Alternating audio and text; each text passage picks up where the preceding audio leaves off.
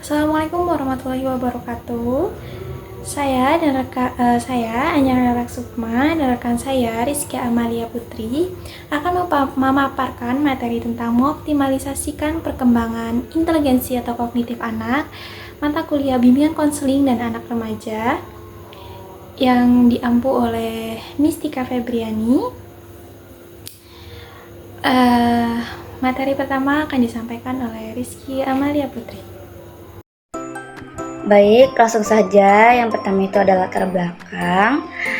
Perkembangan kognitif anak merupakan salah satu aspek penting dalam proses tumbuh kembang yang menentukan kemampuan berpikir, memahami, dan memecahkan masalah.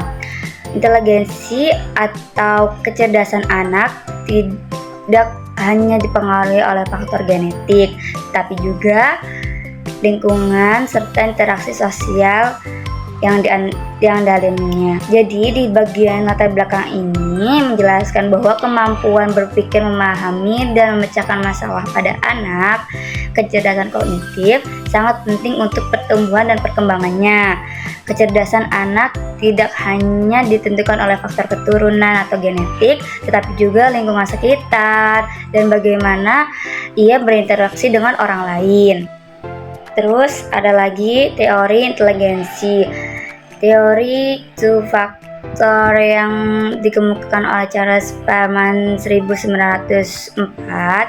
Spearman berpendapat bahwa inteligensi terdiri dari dua faktor umum, yaitu faktor general faktor dan spesifik faktor. Jadi dari teori Spearman 1904 itu, teori ini mengatakan bahwa kecerdasan terdiri dari dua hal utama.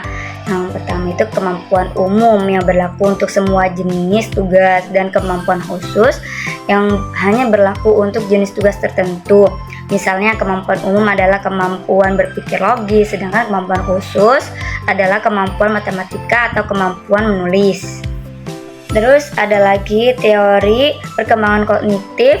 Jean Piaget mengembangkan bahwa perkembangan kognitif anak terjadi dalam 4 tahap utama, yaitu sensori motor dari umur 0 sampai 2 tahun, terus praposisional dari umur 2 sampai 7 tahun, terus ada lagi operasi konkret dari umur 7 sampai 11 tahun, dan operasional formal dari umur 11 tahun ke atas. Dari teori perkembangan kognitif Jean Piaget, bagian ini menjelaskan teori Jean Piaget tentang bagaimana cara berpikir anak berkembang.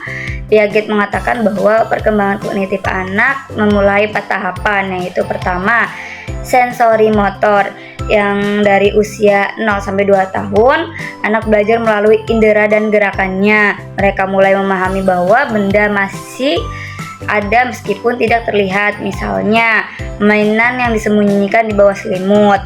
Terus ada lagi praoperasional dari umur 2 sampai 7 tahun, anak mulai menggunakan bahasa dan simbol, tetapi cara berpikirnya masih egosentris atau berpusat pada dirinya sendiri dan belum logis sepenuhnya. Mereka mungkin sulit memahami sudut pandangan orang lain. Oke, di sini saya akan melanjutkan dan memaparkan tentang faktor-faktor apa saja yang mempengaruhi perkembangan anak. Yang pertama itu ada faktor genetik, faktor yang diturunkan dari ayah ataupun ibu. Lalu ada faktor gizi, yaitu apa yang kita konsumsi sehari-hari. Lalu ada faktor lingkungan, yaitu cara kita berinteraksi sosial terhadap sekitar. Lalu ada peran bimbingan konseling dalam optimalisasi perkembangan anak. Yang pertama itu memberikan stimulus kognitif, yaitu memberikan stimulasi intelektual yang membantu anak berpikir lebih kritis dan logis. Yang kedua ada motivasi belajar, membantu menanamkan kesadaran tentang pentingnya pendidikan. Lalu yang ketiga ada mengatasi hambatan akademik.